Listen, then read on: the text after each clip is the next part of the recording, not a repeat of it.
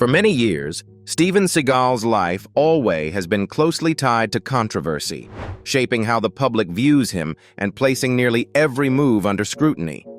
Rather than remaining inside that noise, he chose to reorganize his life within a country estate deep in the Arizona desert, where separation is physical and daily routines are carefully controlled. This place does not erase his past, but it helps explain how he lives today. And now, let's step into this space to better understand the choices he made and the way he has built his lifestyle and personal wealth. Behind all of that lies a long career path that shaped Steven Seagal and brought him to where he stands today in life. He was born on April 10, 1952, in Lansing, Michigan. When he was 5, his family moved to Fullerton, California, a shift that placed him closer to the cultural mix of Southern California during the 1960s. He attended Buena Park High School and later studied at Fullerton College, but formal education never became his defining direction. Martial arts did. From an early age, Seagal immersed himself in Shito-Ryu karate and Aikido, disciplines that demanded control, repetition, and patience. At 17, encouraged by a Japanese co-worker at a Garden Grove dojo, he traveled to Japan for the first time. That decision proved formative. In 1974, he met Miyako Fujitani, the daughter of an Osaka-based Aikido master, and moved with her to Japan. There, Seagal taught at her family's dojo, becoming widely known as one of the first non-Asian instructors to operate a dojo in the country. He returned to the United States briefly, opening a dojo in Taos, New Mexico with student Craig Dunn, before returning again to Japan. His second permanent return came in 1983, when he opened an Aikido dojo in West Hollywood with Haruo Matsuoka. While maintaining these martial arts foundations, Seagal began exploring opportunities beyond teaching.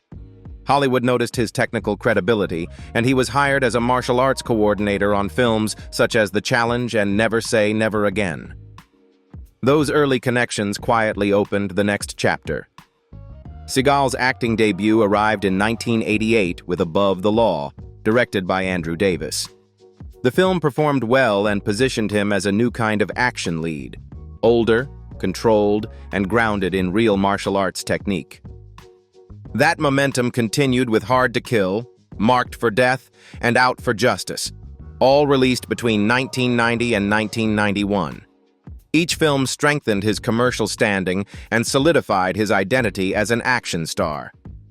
The turning point came in 1992 with Under Siege, again directed by Davis. The film earned $156.4 million worldwide and marked Seagal's peak in mainstream Hollywood. At that moment, he was not only bankable, but central to the action genre of the era. In 1994, Seagal directed On Deadly Ground, a project that departed sharply from his previous work by focusing on environmental and spiritual themes. While critics responded poorly, Seagal has consistently described the film as personally important.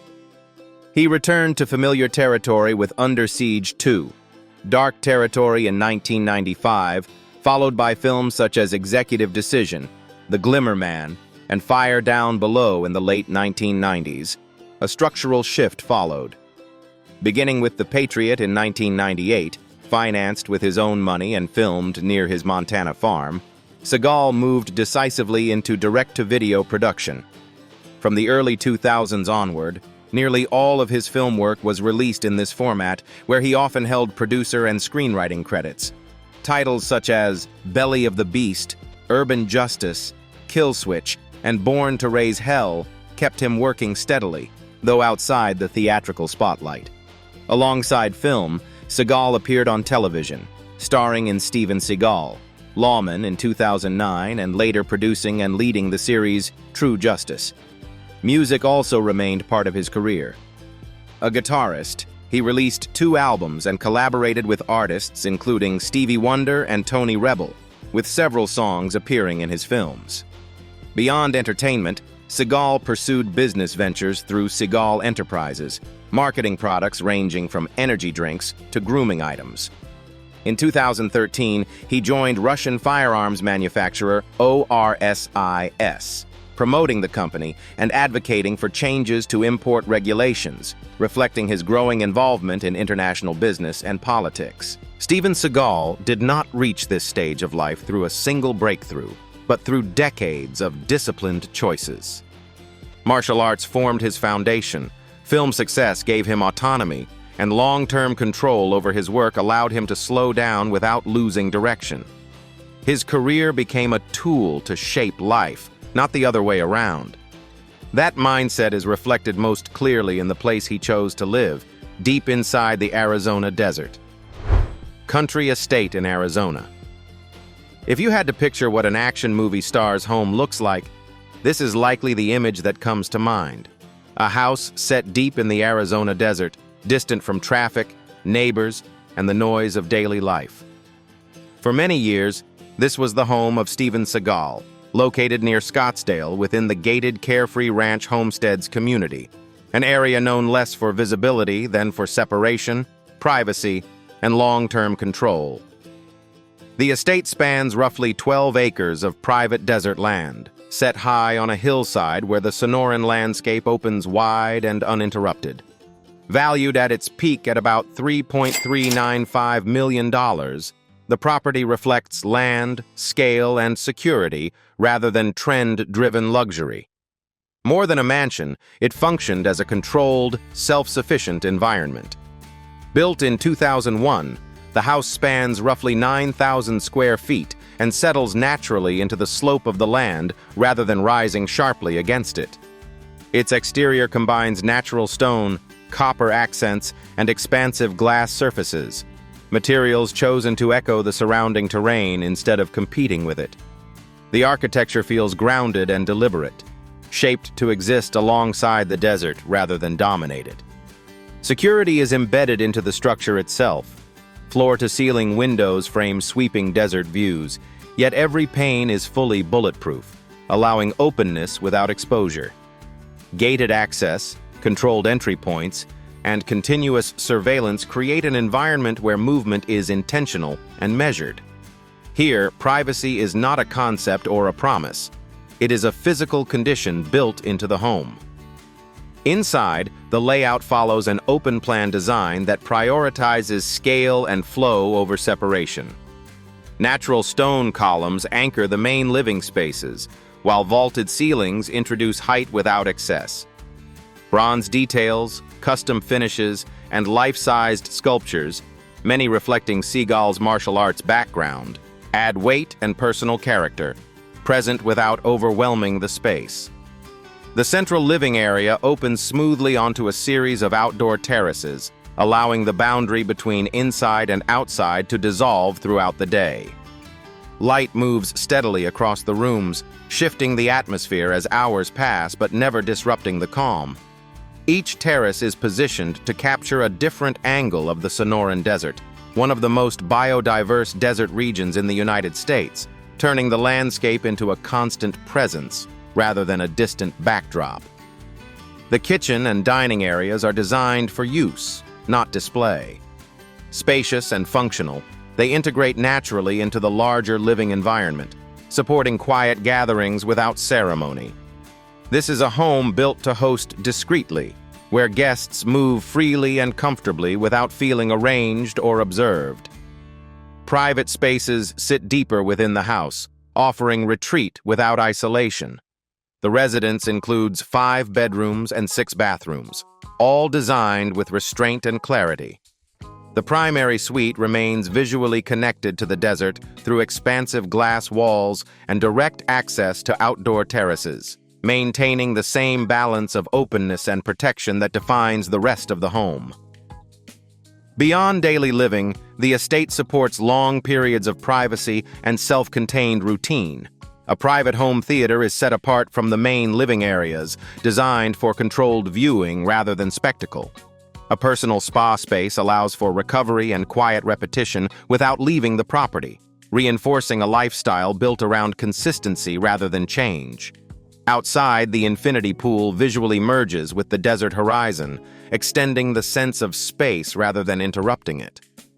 Nearby, an outdoor kitchen and shaded gathering areas make use of long Arizona evenings, when heat softens and the desert settles into stillness.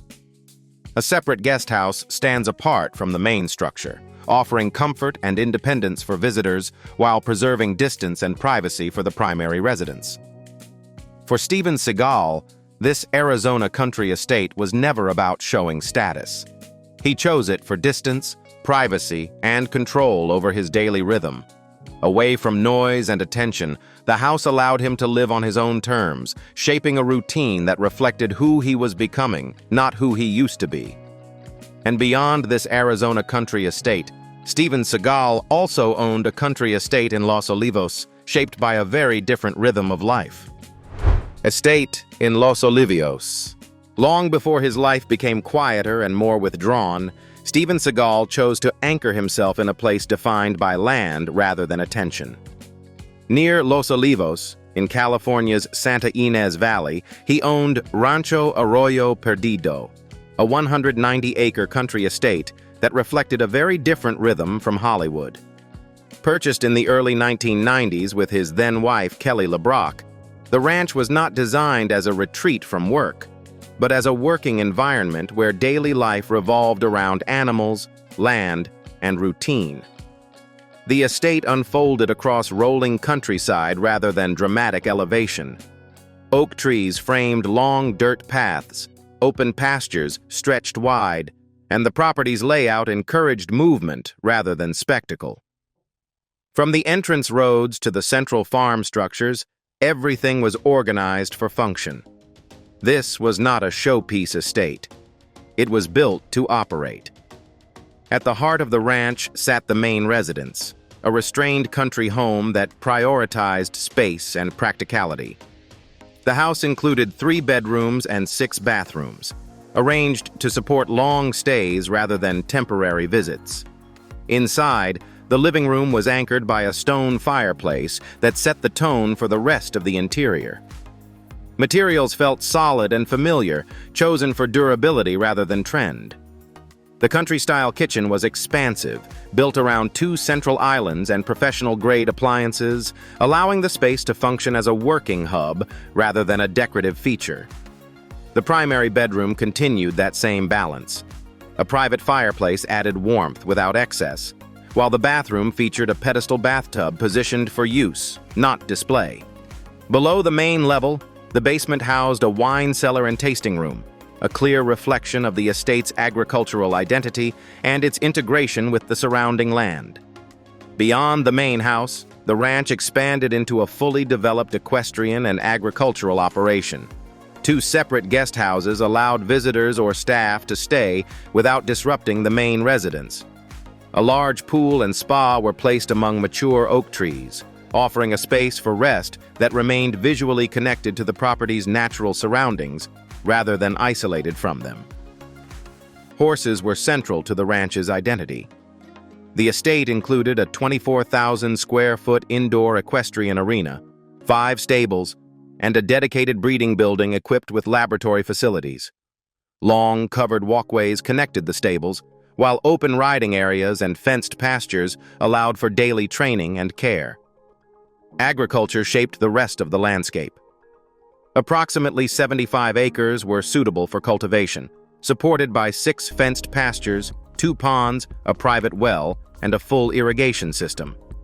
A greenhouse sat quietly near the working fields, reinforcing the estate's role as a productive environment rather than a passive one.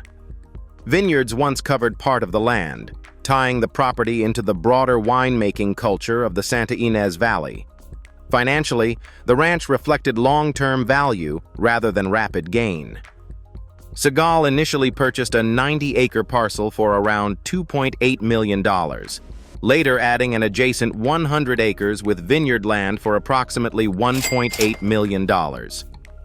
Today, Rancho Arroyo Perdido is valued at roughly $14.5 million, driven by its scale, agricultural infrastructure, and location. This estate reflects an earlier version of Steven Seagal, not as a public figure, but as someone shaped by routine, land, and structure. In Los Olivos, he chose space and order over attention, long before his life moved toward even deeper separation. That same rhythm carries into how Steven Seagal moves from place to place.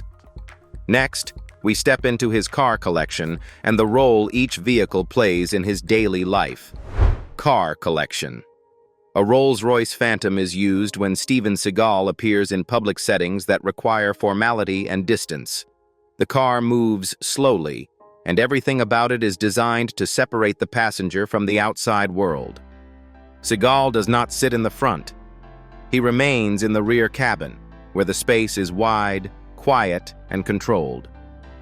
With an estimated value of $400,000, the Phantom supports one role: presence without engagement, arrival without exposure. For longer travel and organized movements, Seagal relies on a Mercedes-Benz Sprinter. This vehicle offers space, privacy, and flexibility. The tall body and sliding side door allow him to move with security personnel and assistants without drawing attention.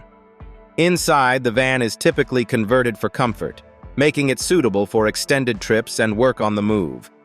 After customization, its value reaches around $100,000, reflecting a practical decision rather than a symbolic one. Daily movement looks different. A Ford F-150 fills that role with clarity and ease. The truck is solid, high off the ground, and built for routine use. It handles suburban roads and open areas without effort, and it does not require preparation or ceremony. Priced at approximately $60,000, the F-150 supports a straightforward rhythm where function matters more than presentation. None of these vehicles are meant to draw attention. They are used to move and to protect. Once their purpose is done, they leave no trace. That choice reflects how Steven Seagal lives today: present when required, controlled in movement, and uninterested in being seen afterward. His finances follow the same controlled pattern seen in his life today. From here, we look at how he built that wealth. Income and net worth.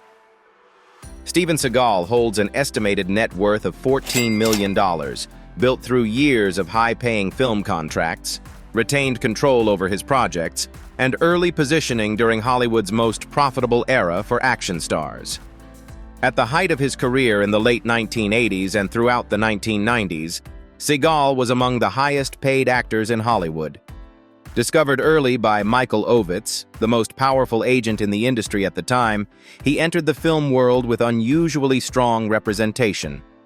That advantage translated into high upfront salaries, producer credits, and back-end participation on his projects. From just 5 major films during this peak period, Seagal earned more than $56 million. Adjusted for inflation, a single $10 million payday in 1990 would equal roughly $25 million today.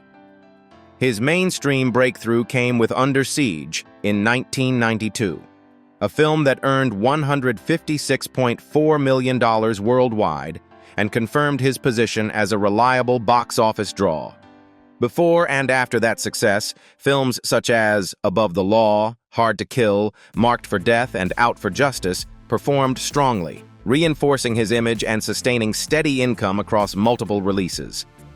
These were years when Seagal's earning power rested on consistency rather than range. As the theatrical market shifted, Seagal adjusted his approach. Starting in the late 1990s, he moved heavily into direct-to-video films, where individual budgets typically ranged from $5 million to $15 million. In this phase, he often invested his own money, secured producer and screenwriter credits, and retained ownership stakes. While these films paid less per project than his studio hits, consistent fees of $1 to $3 million per film, combined with back-end control, allowed steady income without relying on major studios. Real estate has been a steady part of Steven Seagal's financial structure over time. In the 1980s, he and Kelly LeBrock acquired a 90-acre estate in Los Olivos, California, later expanding it with a neighboring 50-acre vineyard purchased for $1.8 million. The combined property, known as Rancho Arroyo Perdido, reflects long-term land ownership rather than short-term investment, with its value later reaching $14 million, underscoring the scale of the asset he once held. In 2001, Seagal also secured 12 acres in Scottsdale, Arizona, where he custom-built a 9,000-square-foot stone mansion. The residence was fully gated and fitted with bulletproof glass throughout, emphasizing security and privacy over display. The scale and construction of the property placed its value at approximately $4.25 million, marking it as one of the more substantial fixed assets connected to his personal life. Beyond film and property, Seagal continues to earn from music, public appearances, and international engagements. In recent years, these activities have brought in roughly $1 million annually, mainly from live performances, licensed projects, and select overseas events. While this income is modest compared to his Hollywood peak, it provides steady support for his current lifestyle. Today, Steven Seagal's wealth stands as the result of early leverage, sustained production, and controlled exits rather than constant reinvention. The numbers tell a clear story. He earned heavily when the window was open, adjusted when the market changed, and preserved enough along the way to remain financially independent. And from here, the story moves toward how that wealth has been used beyond himself, and the ways giving and involvement have taken shape over time. Philanthropy. Steven Seagal does not follow a formal path in philanthropy.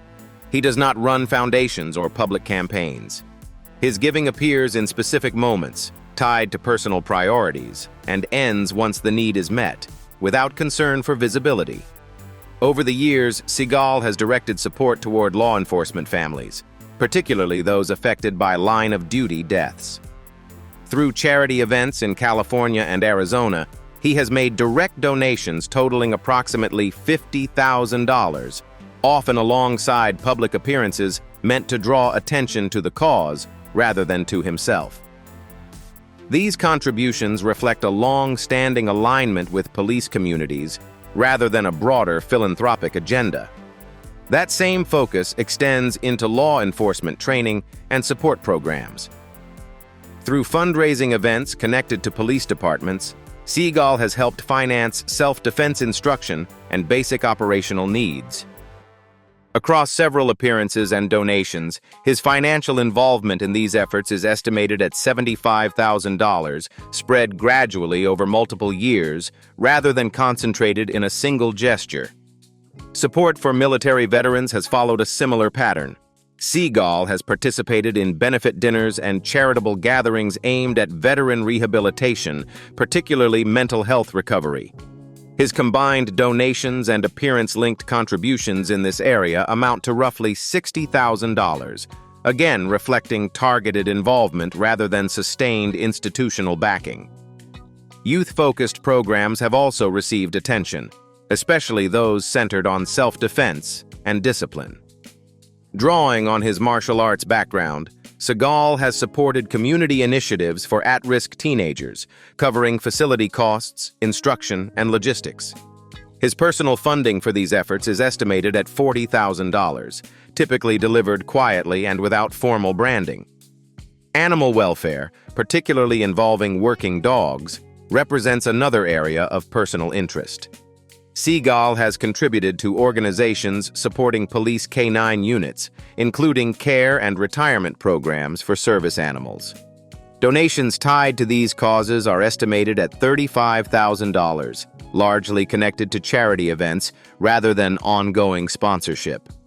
In moments of crisis, Seagal has also participated in disaster relief efforts within the United States. Following hurricanes and wildfires, he has made direct contributions and appeared at fundraising events, with total personal donations in these situations estimated at $50,000. These contributions were situational, responding to immediate need rather than forming part of a broader relief strategy. More recently, his life abroad has shaped where some of his giving appears. In Russia, Seagal has taken part in humanitarian and cultural charity events supporting children's programs and veterans initiatives. His combined financial contributions and event-related support in this context are estimated at $80,000, often tied to concerts or public appearances rather than standalone donations. Taken as a whole, Seagal's charitable activity remains limited but consistent in direction. The amounts are modest compared to his career earnings, but they reflect deliberate choices about where he engages, and that same sense of selectivity carries into how he lives today. Let's see it. Personal life. In the present phase of his life, Steven Seagal moves at a pace that is steady and intentional. He no longer follows filming schedules or public promotional cycles.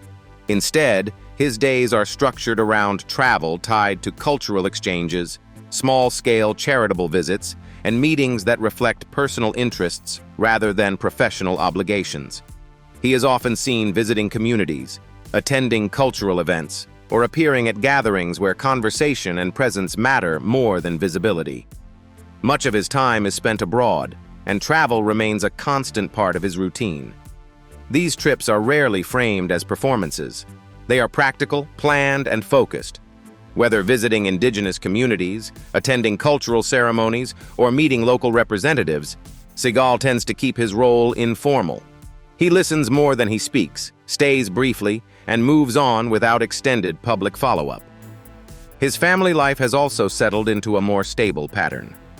After a complicated marital history earlier in his life, Seagal is now married to Erdenetüye Ele Batsuk, a professional dancer from Mongolia. Their relationship is notably private. Together, they focus on raising their son and maintaining a family life that stays away from media attention. Seagal is a father to 7 children in total, and his relationship with them has become increasingly important as he has stepped away from public work. Family gatherings, shared meals, and time spent at home now define much of his private world. At 73, Seagal is officially retired from acting. He no longer appears in new films and does not pursue performance projects. Still, his past work continues to follow him. His films from the late 1980s and 1990s remain widely watched, and many viewers continue to associate him with a specific era of action cinema.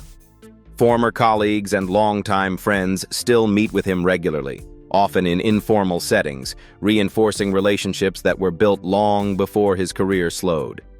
Music still has a place in his routine. Seagal plays guitar regularly and appears at small private gatherings, not as a performer, but for personal enjoyment. Outside of that, his days are simple: reading, light training, and maintaining quiet habits built around discipline rather than demand. Today, Steven Seagal is defined less by what he shows and more by what he chooses to keep private. His life moves within clear limits, shaped by routine and control. There is value in knowing when to step back, live quietly, and focus on what truly matters. And the story today comes to an end.